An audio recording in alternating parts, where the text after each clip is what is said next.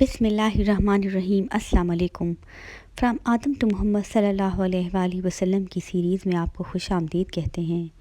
آج کی ایپیسوڈ یونس صلی اللہ علیہ وسلم کے بارے میں ہے۔ ان کی قوم، ان کی مچھلی کا واقعہ مکمل تفصیل کے ساتھ آپ کو بتایا جائے گا۔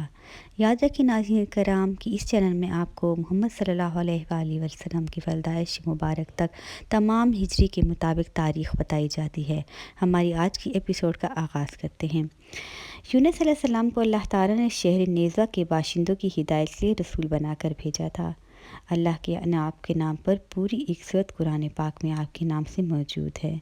نیزوہ یہ موصل کے علاقے کا ایک بڑا شہر تھا۔ یہاں کے لوگ بت پرستی کرتے تھے اور کفر و شرک میں مبتلا تھے۔ یونس صلی اللہ علیہ وسلم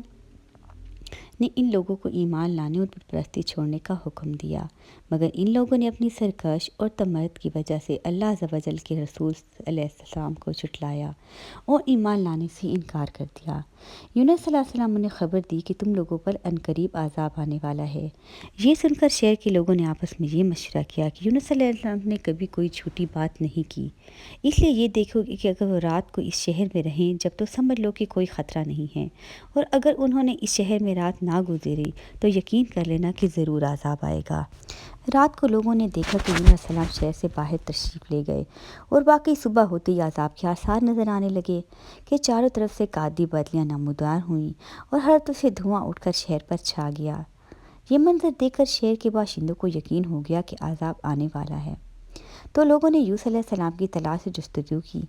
مگر وہ دور دور تک کہیں نظر نہیں آئے۔ اب شہر والوں کو اور زیادہ خطرہ اور اندیشہ ہو گیا، چنانچہ شہر کے تمام لوگ خوف خداوندی عز و جل سے ڈر کر کانپ اٹھے، اور سب کی عورتوں بچوں بلکہ اپنے مویشیوں کو ساتھ لے کر اور پھٹے پرانے کپڑے پہن روتے ہوئے جنگل میں نکل گئے، اور رو رو کر صدقے دل سے یونس علیہ السلام پر ایمان لینے کا اقرار و اعلان کرنے لگے۔ شوہر بیوی سے اور مائیں بچوں سے لگ کر سب کے سب استغفار میں مشغول ہو گئے، اور دربائے باری میں گر گرا کر گریہ و زاری شروع کر دی۔ جو مظالم آپس میں ہوئے تھے ایک دوسرے سے معاف کرانے لگے، اور جتنی ہر تلفیاں ہوئی تھیں سب کو آپس میں معافی تلافی کرنے لگے۔ غرض سچی توبہ کر کے خدا عز و جل سے یہ عہد کر لیا کہ یونس صلی اللہ علیہ وسلم جو کچھ خدا کا پیغام لائے ہیں ہم اس پر صدقے دل سے ایمان لاتے ہیں۔ ناظرین کرام، اللہ تعالیٰ کو شہر والوں کی بے قراری اور مخلصانہ گریہ زاری پر رحم آیا اور عذاب اٹھا لیا گیا۔ ناگہاں دھواں اور عذاب کی بدلیاں دفع ہو گئیں، اور تمام لوگ پھر شہر میں آ کر امن و امان کے ساتھ رہنے لگے۔ ناظرین کرام، قرآن کا عزیز میں حضرت یونس صلی اللہ علیہ وسلم کا ذکر 6 صورتوں میں کیا گیا ہے: سورۃ النساء، سورۃ الایمان، سورۃ یونس، سورۃ الصافات، سورۃ الانبیاء، سورۃ القلم۔ ان میں سے 4 پہلے صورتوں میں نام مذکورہ ہے، اور 2 آخر صورتوں میں ذوالقرنون اور سابق الحوت مچھلی والا کہہ کر صرف کا اظہار کیا گیا ہے۔ ناظرین کرام، قرآن عزیز کی روشنی میں یونس علیہ السلام کا واقعہ اگرچہ مختصر اور اظہار واقعہ لحاظ سے صاف اور واضح ہے، مگر بعض تفسیری محققین نے ان کی جزیات اور معرکہ سے بنا دیا ہے۔ اس لیے مناسب معلوم ہوتا ہے کہ اول آیات قرآن کی روشنی میں واقعے کو مفصل بیان کر دیا جائے،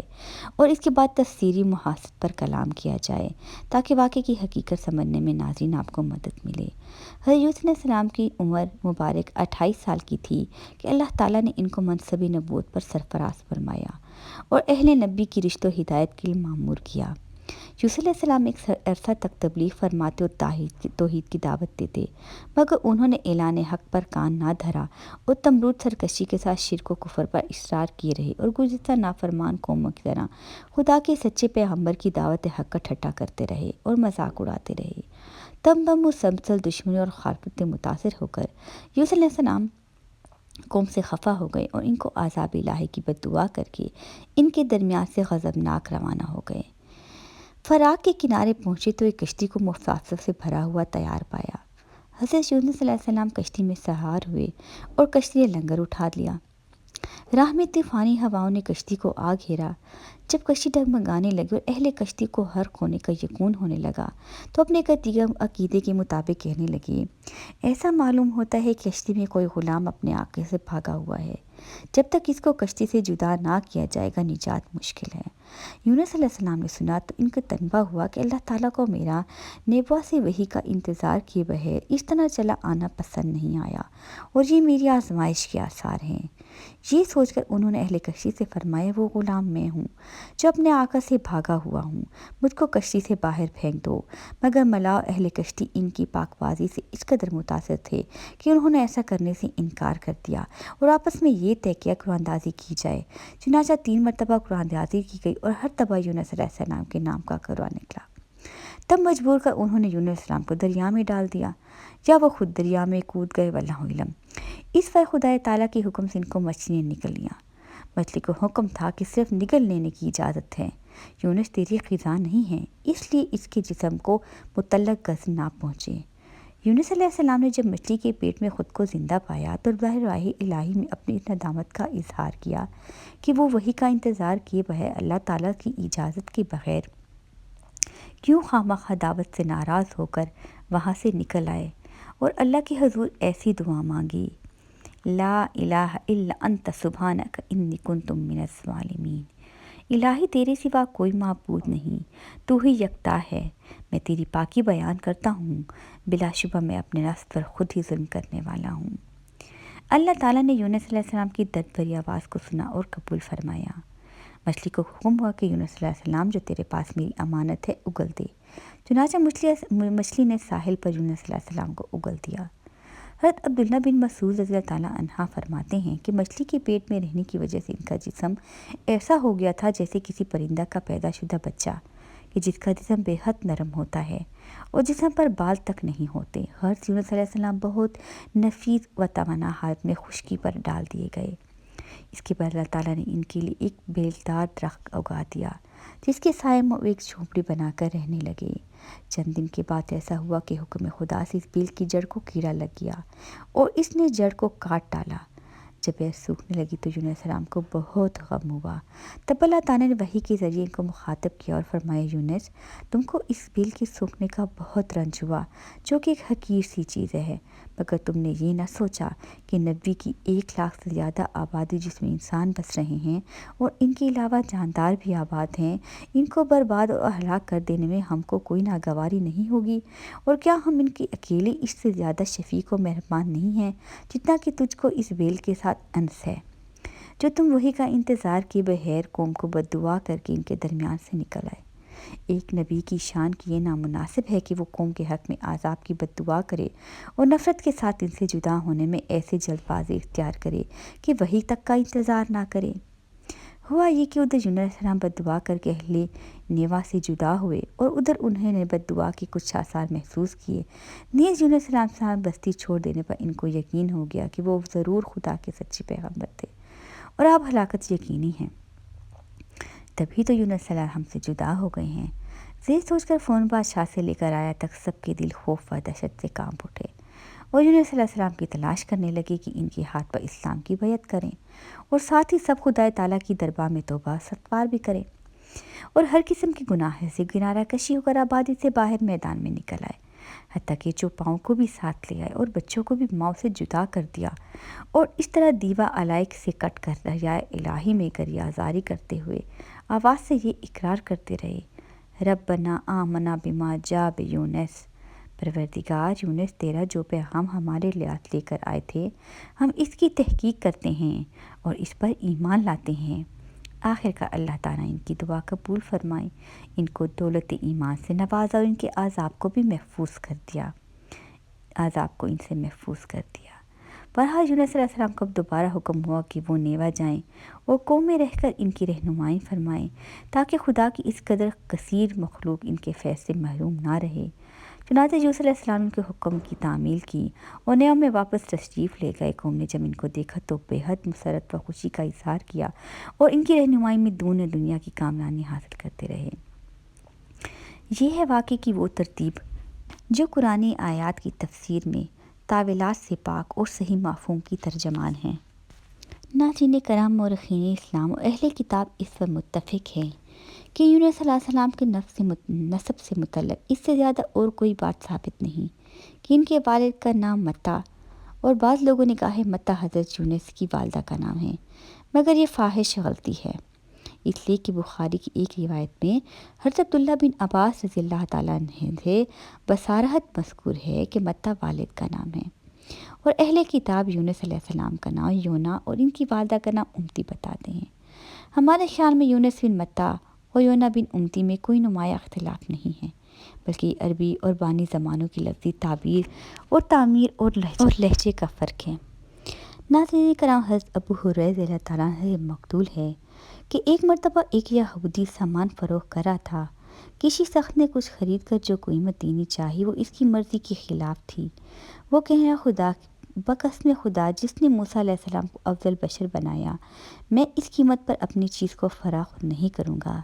ایک انصاری نے یہ سنا تو غصے میں یہودی کی ایک تماشا رسید کر دیا اور کہا، تو نے ایسی بات کہنا ہے کہ ہمارے درمیان نبی کریم صلی اللہ علیہ وسلم موجود ہیں، تو نے کیوں ایسی بات کی؟ یہودی فوراً دربار رسالت میں حاضر اور فریاد کرنے لگا، ابو القاسم، جبکہ میں آپ کے عہد و ذمہ میں ہوں تو اس انصاری نے میرے منہ پر تماچا کس لیے مارا؟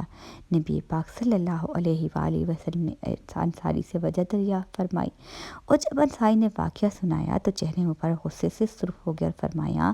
انبیاء السلام کو ایک دوسرے پر فضیلت نہ دو، اس لیے کہ جب اول سور پھونکا جائے گا تو زمین و آسمان کے درمیان جو بھی جاندار ہیں وہ سب بے ہوش ہو جائیں گے، مگر جن کو خدا مشتنع کر دے۔ اس کے بعد دوسرا سور پھونکا جائے گا تو سب سے پہلے جو شخص ہوش میں آئے گا وہ میں ہوں گا،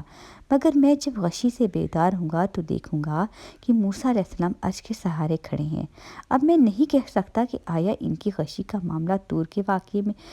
میں محبوب ہو گیا کہ وہ غشی سے محفوظ ہے، یا وہ مجھ سے پہلے ہوش میں آ گئے، اور میں نہیں کہتا کہ کوئی نبی بھی یونس بن متہ سے افضل ہیں۔ ان روایات میں خصوصیت کے ساتھ حضرت یونس علیہ السلام کا جو ذکر آیا ہے تو اس پر علماء کا اتفاق ہے کہ یہ صرف اس لیے تاکہ جو شخص بھی حضرت یونس علیہ السلام کے واقعات کا مطالعہ کرے اس کی ذات اقدس کے متعلق کوئی بھی پہلو پر نہ آئے پائے، بس ضروری ہو کہ اس کی عظمت شان کو نمایاں کرے، بلکہ نہ کہ ان کی غلطی کو بار بار اپنے دل میں لائے۔ واللہ علم۔ ناظرین کرام، امید کرتی ہوں کہ آپ کو حضرت یونس علیہ السلام اور مچھلی کے واقعے کو تفصیل سے سمجھ آ گیا ہوگا۔ ناظرین کرام، ایپیسوڈ کو آگے چلے کر چلتے ہیں اور آپ کو بتاتے ہیں کہ شاہ عبد القادر مرکدہ فرماتے ہیں کہ یونس علیہ السلام کی وفات اسی شہر میں ہوئی جس کی جانب وہ معبود بنا کر بھیجے گئے تھے، یعنی نیوا میں، اور وہیں ان کی قبر تھی۔ اور عبد الوہاب نجار کہتے ہیں کہ فلسطین کے علاقہ میں جو مشہور شیر خلیل ہے، اس کے قریب ایک بستی حلحول کے نام سے معروف ہے، اس میں ایک قبر ہے جس کو یونس علیہ السلام کی قبر بتایا جاتا ہے، اور اسی قبر کے قریب دوسری قبر ہے، اس کے متعلق یہ کہا جاتا ہے کہ یونس علیہ السلام کے بارے متہ کی قبر ہے۔ ہمارے خیال میں شاہ صاحب کا قول صحیح ہے، اس لیے کہ حضرت یونس علیہ السلام کے متعلق جس قدر واقعات بھی بہم پہنچ سکتے ہیں وہ سب متفق ہیں کہ یونس علیہ السلام دوبارہ نیوا واپس تشریف لے گئے اور انہوں نے اپنی قوم کے اندر ہی زندگی گزار دی، لہٰذا قرینۂ ثواب یہی معلوم ہوتا ہے کہ ان کا انتقال نیوا ہی میں ہوا ہے، اور وہیں ان کی قبر ہوگی جو نیوا کی تباہی کے بعد معلوم ہو گئی ہے، اور بعد میں خوش اقتصادی کے نقطۂ نظر سے حلحول کی غیر معروف دو قبروں کو یونس علیہ السلام اور ان کے والد متہ کی قبر بنا دیا گیا ہے۔ آج بھی بعض مشاہیر اولیاء اللہ کے نام سے ایک بزرگ کی متعدد مقامات پر قبریں موجود ہیں، اور ایسا تو کثرت سے ہے کہ غیر معروف بزرگ کے نام سے بہت سی قبروں کو غلط محسوس کر کے اپنی دینی اعتراضات و ضروریات کو ناجائز پورا کیا جا رہا ہے۔ ناظرین، واللہ علم، آپ سے اجازت چاہتے ہیں اور امید کرتے ہیں کہ آپ کو آج کی ایپیسوڈ پسند آئی ہوگی۔ فرام آدم ٹو محمد صلی اللہ علیہ وآلہ وسلم کو ضرور جوائن، شیئر، لائک اور سبسکرائب کریں، اور بیل آئیکن ضرور دبائیں تاکہ ہمارے آنے والی ہر کس کی نوٹیفیکیشن آپ کو مل سکے، اور آپ کو یہ جاننے میں آسانی ہو کہ تاریخ اور ہجری کے مطابق نبی پاک صلی اللہ علیہ وآلہ وسلم تک دین کا سلسلہ آدم علیہ السلام سے شروع ہو کر کیسے چلا۔ جزاکم اللہ خیر، فی امان اللہ، اللہ حافظ۔